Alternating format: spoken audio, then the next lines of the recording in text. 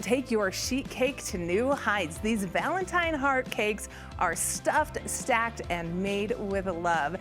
Tami Steggell joins me with the recipe for Texas sheet cake hearts. And Tami, these smell amazing, first of all. Thank you. And they're so pretty. When we look over here at the finished product, yes, I mean, that looks like something I just want to dive right into.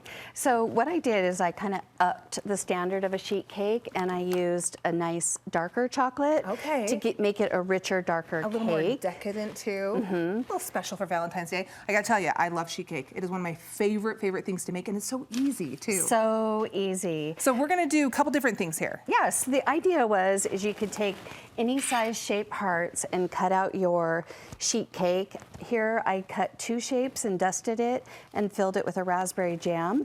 And then right here, I'm gonna show you how to make this one. Okay, so this is our stacked. Yeah, this is the stack. So you just fill it like this, and then you stack your cake on I gotta top. ask you something though, before we get to really getting into this part. Is there anything you have to do special with the sheet cake? Because sometimes mine tends to fall apart, or it doesn't set up as hard. So what I did was I actually let it cool for 20 minutes out of the oven, and then I stuck it in the freezer for 20 minutes. And it made the hearts easier to cut out. Maybe then that's what I need to do. So make sure it's a little more firm before you start doing the cutting. Right, but don't let it freeze, then it'll get sticky. Okay, that's a good reminder. Okay, so we let it cool. We got it a little colder, we cut it out, and then what is this? So this is a raspberry cream. It's just whipped cream. You take it to a soft peak, add a little raspberry jam, and then take it to a stiff peak. So you're adding the jam in as you go.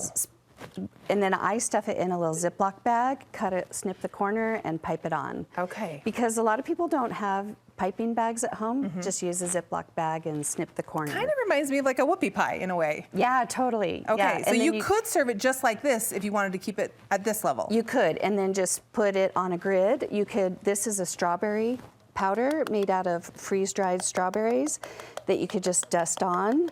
Like that. Do you buy that or do you make that? What I did is I purchased some freeze-dried and then just blended them up in a blender and then put them in this little shaker. Okay. So, but here it adds a lot of extra flavor. So here I'm just gonna add some whipped cream to the top of this, and then just plop on some berries. Oh, it's so pretty. So there's all these kinds of ways that you can like have this. Really jazz it up. Yep, and then here I took some ruby chocolate, and I'm going back to the Ziploc, and I just put a little bit of ruby chocolate in a Ziploc, and then you put it in a microwave in 15-minute increments and massage it, and you can just drizzle it on. And then, wait a minute, that is a game changer for me. I'm always melting it first, then trying to get it into a bag, which is a mess. Put it in your baggie, and then just massage it every 15 minutes, because you can heat more, but you can't unheat. Unheat it, right. So you don't want to burn it. That's going to save you from making a huge mess. Yeah, and then snip the corner of your Ziploc. Okay, perfect. And then here, I just crushed some freeze-dried raspberries on top. Okay. To give it a little visual interest. So I love that. All these ideas. And then over here, I took this whoopie version and covered it with ganache. Now, ganache takes 2 cups of whipped cream and then 1 pound of chocolate. You bring it to a simmer, put your chocolate, let it rest 3 minutes, and then give it a stir and pour it over. Why is it so critical to let it rest? Do you know? So that you give the chocolate time to melt. Okay. And then you can just stir, and it'll create this beautiful ganache, and then you just pour it over.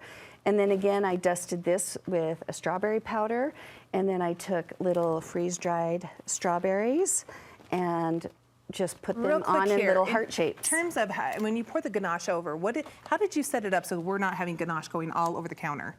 So I put it on a little rack on my baking sheet, and then it'll drip through the rack, and then you can take a little spatula and then transport them to your plates. Perfect. Perfect. So keeps all the mess within a pan. I love that. And I thought this is just a fun thing that you can do with your kids or your grandchildren and just have fun, and it's tasty too. I love it, and it's so cute. Thank you for the ideas. We appreciate it. Of course, here on Valentine's Day, this will level up any dinner tonight, especially if you bring out this big guy. That's right. Well, thank you so much. We appreciate it. And of course, we will share this recipe over on our website, studio5.ksl.com. Click on the recipe tab and to see that recipe and so many other delicious treats that we make here on Studio 5.